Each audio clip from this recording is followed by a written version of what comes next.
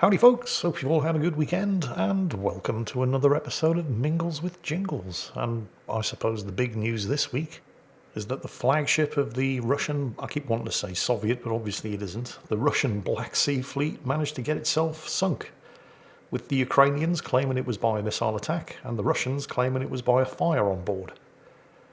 And when pressed as to what actually caused the fire on board, the Russians said, "We can't hear you."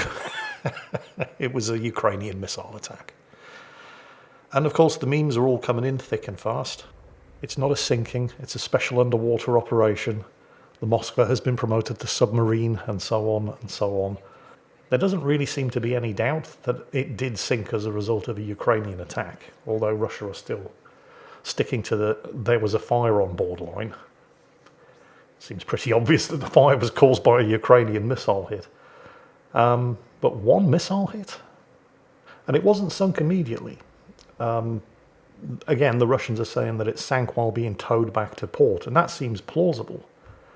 But then again, I mean, that's what anti-shipping missiles are for. They're for sinking ships, so we shouldn't be too surprised that a single missile strike took the ship out. Same thing happened in the Falklands. Both HMS Coventry and HMS Sheffield were taken out by single missile hits each from exocets. And neither of them sank immediately. It was the fires set by the missile strikes that were what actually finished the ships off. But there's a big difference between a Type 42 destroyer and a Slava-class guided missile cruiser. I mean, those things are huge. I actually saw the Moskva once. I can't remember what ship I was on. It was a Type 22 frigate of some description, either HMS Brazen or the new HMS Coventry. We were in the Mediterranean, I think we were at Gibraltar, and the Moskva was making its way from the Black Sea through the Mediterranean, up through the Atlantic, around the Arctic Circle, and on into Murmansk, I think. And this was during the days of the Cold War, so we like to keep an eye on big Russian warships. And so, since it was passing through the Straits of Gibraltar on the way into the Atlantic, we were assigned to shadow it.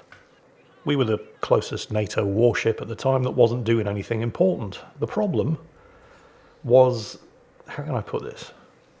The Moskva is fast, or it was. I mean, it's nuclear powered.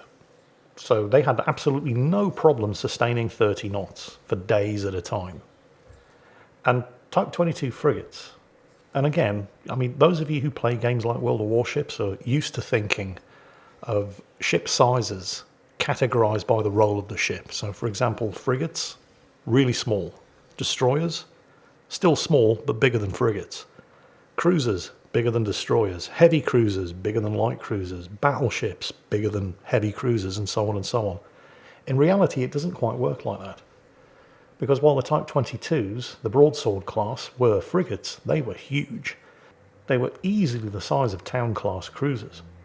So, these were big ships. And they could put out a pretty impressive turn of speed. I'm not entirely sure on the exact figure, but I'm pretty sure that a Type 22, when it was running on its Rolls-Royce turbines, could do 35 knots for about 2 hours. And then it would risk burning out, something important. So it would have to shut down the Rolls-Royce turbines and switch to the Tyne cruising engines, which couldn't do 30 knots. And the Russians knew this, of course, so they amused themselves for days, for the length of time it took us to follow them, by doing 30 knots, which they could do easily, and we would really struggle to sustain that kind of speed for more than a couple of hours. And then eventually we'd just have to, shut down the high-speed engines and go back to the cruising engines, which I think could do 25 knots at best, comfortably, for long periods of time. And even that was pushing it. And the Moskva would just disappear over the horizon. And then we'd fire up the Rolls-Royce turbines again, and we'd slowly catch up to it. And they would let us catch up because they knew we couldn't keep it up. So for days, as we shadowed them all the way up through the North Sea, and they were just playing with us. Fair play to them. They could do it, we couldn't. The ship was an impressive sight, though. I mean, it was absolutely huge. Slava-class guided missile cruiser. And again, cruiser, not that big, yeah. bigger than some battleships, absolutely massive, and just, I mean, standard Cold War Russian design philosophy. Every single spare piece of upper deck was just crammed with missile tubes. The firepower on that thing was terrifying. The thing is, though, you look at pictures of the Moskva when it was still floating. I keep referring to it in the present tense. Obviously, it is no more. And it looks scary. And it was. But it was also really old. I think it was commissioned in 1979. I mean, it's more than 40 years old. Now, you might think, well, yeah, okay, but doesn't America have Iowa-class battleships that are even older than that? Well, technically, yes. But it decommissioned them for a very good reason. And likewise, I mean, I'm not trying to rubbish Ukraine's achievement here. Sinking the flagship of the Black Sea Fleet is an impressive achievement by anybody's standards, but it was an old ship. It still had some fearsome firepower. I mean, take a look at a picture of a Slava-class guided missile cruiser and start counting all of the missile tubes, and you'll probably run out of fingers and toes before you get even halfway through. And a lot of those missiles were nuke capable, and at the time of the ship sinking, probably were loaded with nukes. So, yeah, old, but extremely dangerous, and yet still very, very old. And I'm wondering if the age of the ship had more to do with its sinking than anything else. Because, and again, yeah, sure, Type 42 destroyers in the Falklands were sunk by single Exocet hits. But there's a big difference between a Type 42, just in size alone, and a Slava-class guided missile cruiser. I'm not saying something like an Exocet couldn't do significant damage to the Moskva, but I'm very surprised that a single missile hit actually succeeded in sinking it, even if it didn't sink immediately, and did, as the Russians claim, and it does seem plausible, sink while being towed back to port for repairs. Because the Slavas were so big and well armoured. I mean, yeah, sure, aircraft carriers often did sink after taking a single bomb hit. But again, there's a big difference between something like a Slava and an aircraft carrier, because an aircraft carrier is basically full of aviation fuel and ammunition. So it's not really surprising that they tend to sink after taking single bomb hits, unless your damage control organisation and equipment is top-notch, which is the reason why a lot of British and American aircraft carriers did not sink after taking one or more bomb hits. But mentioning damage control organisation, again, this may point to another reason why the Moskva was lost after taking a single hit. Because, let's be brutally honest here, the Russian military hasn't exactly been covering itself in glory over the course of the last couple of weeks in its invasion of Ukraine, and that mostly seems to be down to training and discipline, or a distinct lack of it. So, yeah, I mean, initially I was kind of surprised at the news that the Moskva had been lost after taking a single hit, but then the more I started to think about it, and, you know, based on what we've seen of the Russian military's performance thus far, yeah, taking a missile hit and having a fire on board, and then losing the ship, not quite that surprising after all. The loss of the Moskva, however, and the various different claims circulating from both sides involved, do serve as a reminder that you have to be very careful who you believe, because both Ukraine and Russia are heavily engaged in the propaganda war. With Russia saying, yeah, it was just a fire, which is obviously horseshit, but Ukraine saying that the Moskva was lost and her entire crew went down with her, which is equally horseshit. I mean, come on, Ukraine, you've got to win here. Take it. You don't need to exaggerate. You sank the flagship of the Russian Black Sea Fleet. That's enough. I mean, it's not quite as bad as... Does anybody remember the Second Gulf War? I can't remember the actual guy's name, but he was like the Iraqi Minister of Propaganda or Information or something, and he ended up being nicknamed Honest Ali by the Western press because his lies, they were outrageous. I can clearly remember seeing a news clip where he was there in his military uniform, just flat out denying that there were any American tanks in Baghdad. He was there on TV, completely straight-faced, staring right into the camera, saying, no, these are lies. Do not believe of Western propaganda. I don't know why he's Russian now. There are no American tanks in Baghdad. We are slaughtering the Americans in their thousands. And you can clearly see M1 Abrams tanks going over the highway bridge behind him in the middle of this flat denial that there were any Americans within 100 miles of Baghdad. I mean, it was hilarious.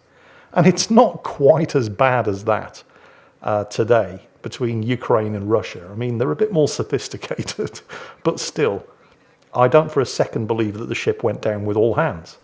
For a start, it was the Black Sea. It wasn't the middle of the North Atlantic during storm season. You know, you're never that far from land in the Black Sea. And Russia, aside from losing the occasional guided missile cruiser, pretty much controls the Black Sea. And the Moskva, well, I don't know for sure, but it's extremely unlikely that it would have been operating alone. It would have had some escorts, which would have been able to take off survivors and provide support in the efforts, although obviously unsuccessful support in the efforts to fight the fire. The idea that the ship went down with all hands is just ludicrous.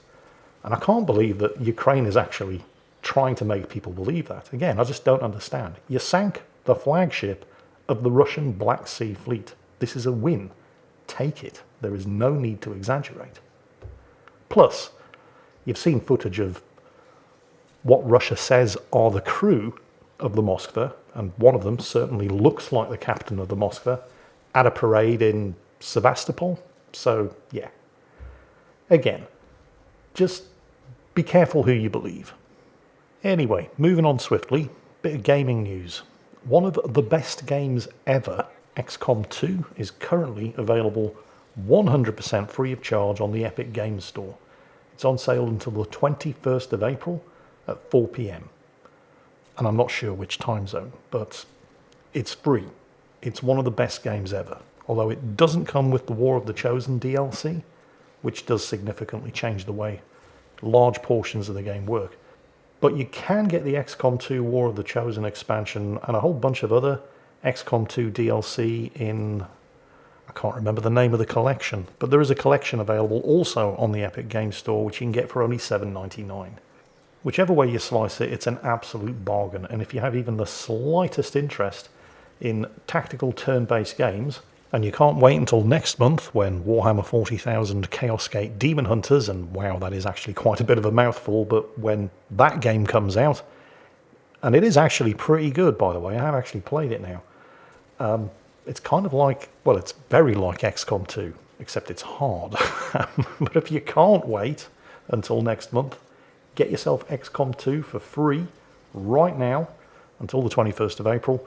And if you also want the War of the Chosen, which I believe comes in the Collector's Upgrade Edition pack, that, plus a whole bunch of other DLC, is only $7.99. Cannot recommend this game enough. In other gaming news, and this is something that I personally am actually kind of excited about, although your mileage may vary, there were a couple of announcements from CD Projekt Red this week. One, actually I don't know if CD Projekt Red themselves announced this, but it turns out that Cyberpunk 2077, more than a year now after release, has earned $1 billion for CD Projekt Red and its shareholders. This is, of course, gross profit, so it's not net profit. They haven't actually made $1 billion. You have to factor in development costs, advertising, marketing, and so on and so on and so on. But that's still a large chunk of change. And I was never really that upset about Cyberpunk 2077 because it worked almost flawlessly on PC. At least it did in my experience.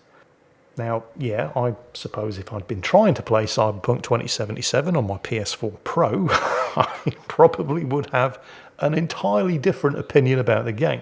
But I wasn't, so I don't.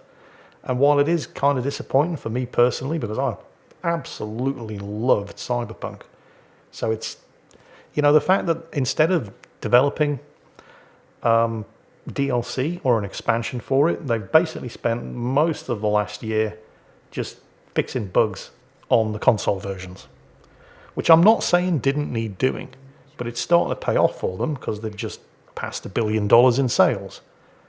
But at some point, I need my expansion. I need my new DLC, and that was the other announcement that CD Projekt Red made this week. The expansion for Cyberpunk 2077 will be coming, and that's the good news, in 2023, and that's the bad news. Well, I mean, on the one hand, I suppose we're all used to waiting for Cyberpunk at this point. The base game came out, what, 10th of December 2020? And that was at least 6 months late. And they first teased it, I don't know, 3 years earlier. So I've spent a not inconsiderable period of my life sitting around waiting for Cyberpunk. Yeah, I can wait another year if I have to. And of course, I do have to, because they're not going to push the expansion out early just because I'm getting impatient. Because pushing the game out early because their shareholders were getting impatient is what got them into this shit the last time. So hopefully they've learned their lesson. I just hope the expansion isn't going to be a whole bunch of content that was cut from the base game that they're shoehorning into the... In fact, you know what? If it is, that wouldn't be so bad, because there was a lot of content that was supposed to be in the base game in the first place that people were really looking forward to that got cut. So I wouldn't be too upset if a lot of the content that got cut from the base game did finally make an appearance in this expansion. As long as that's not all that comes out in the expansion. You know, I want some story as well. But story is something that CD Projekt Red specialises in. You know, they're like Obsidian in that regard. So I'm reasonably confident that it is probably going to be an extremely good expansion, even if I do have to wait another year for it. How's the sound in this episode of Mingles with Jingles, by the way? Because I don't know if you all saw, I posted on Twitter and Facebook, I finally bit the bullet and stuck a bunch of acoustic tiles up.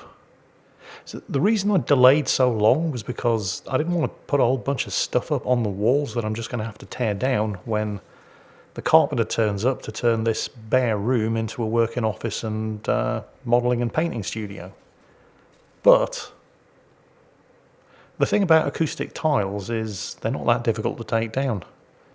Actually, funny story about that, because in the case of these particular acoustic foam tiles, they're extremely easy to get off the wall. They've been managing to do it by themselves without any help from me. I bought a set of, and they weren't that cheap either. Another reason why I wasn't looking forward to doing this, but I bought a set of 4 bass traps to go in the corners and 24 foam acoustic tile panels. And I bought a can of spray contact adhesive to stick them up. And the adhesive worked for about 10 minutes. And now, actually, let me just count. So the 3 of the 4 bass traps are still up, and 1, 2, 3, 4, 5, 6, 7, 8, 9 of the 24 acoustic tiles are still up. The rest have all fallen off the walls. Oh, no, not 9. Some more on the wall behind me. 11. It turns out that the contact spray adhesive that I bought is utter shit and was a complete waste of money. But I haven't given up. I've ordered some more from the manufacturer of the foam acoustic tile panels, the actual glue that they recommend that you use, so, you know, this should work. And when that arrives, I'll have another go at affixing these acoustic panels to the wall. Although I'm listening to the playback and it doesn't actually sound that bad, even with only half of the tiles up. So it's definitely making a difference. Oh, speaking of the carpenter, I mean, I don't know if I mentioned this in previous episodes. I mean, obviously I've mentioned it in this episode, but the room that I'm actually sitting down and recording this in is one of the spare bedrooms. And it is a bit of an echo chamber, as many of you have noticed.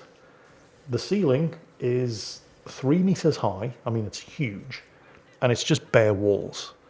And it's purely temporary. I mean, I've got the computer set up on a folding table because I'm getting a carpenter to come in and turn this place into a proper home office, proper recording studio, and so on and so on and so on.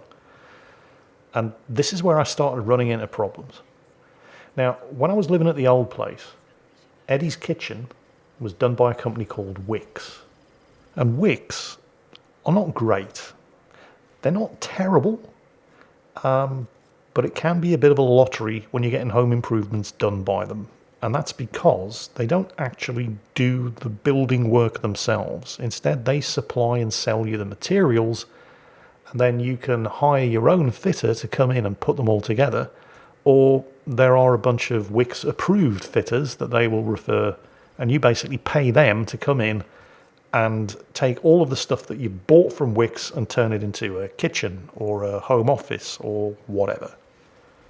And it's the fitters where you end up having a bit of a lottery, because some of them are great and some of them aren't. So when Eddie had his kitchen built, the fitter who actually did the kitchen did a mostly really, really good job. The worktops, the cupboards, the shelves, everything was pretty much done exactly as we ordered. The Wix-approved electrician who wired everything up, however, yeah, not so much. He did such a terrible job that we ended up losing all power about 3 months later to the downstairs and had to call a proper electrician in to fix it. Naturally, we passed these costs on to Wix because they are the ones that referred this cowboy to us. But yeah, not great. So when it came to getting my new place done up, I didn't really want to go with Wix because they might end up doing a great job and they might not. And it can be very expensive if they don't. So instead, I thought I'll hire an actual carpenter, a proper craftsman, because they do exist. I mean, I could have just gone IKEA, and IKEA do now also offer a service called TaskRabbit where they'll put you in touch with somebody who will assemble all of your flat pack IKEA furniture for you. And IKEA's home office stuff isn't bad, but the problem was the measurements. I measured out the room, and then I looked at what IKEA had available, and in every instance, they had some nice stuff that just wouldn't quite fit. So I was like, great. So I'm going to have to go with an actual carpenter. At least that was the plan. Because there are a number of carpenters in my area, and they all have websites. And I've been looking at their websites, and they've been doing some beautiful stuff that looks really, really expensive. Probably even out of my price range. In fact, almost certainly out of my price range. But then I didn't have to worry about it because not one of them ever got back to me. I left them emails which have all been ignored.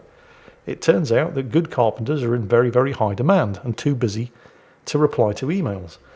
So I went with a website called Checkatrade.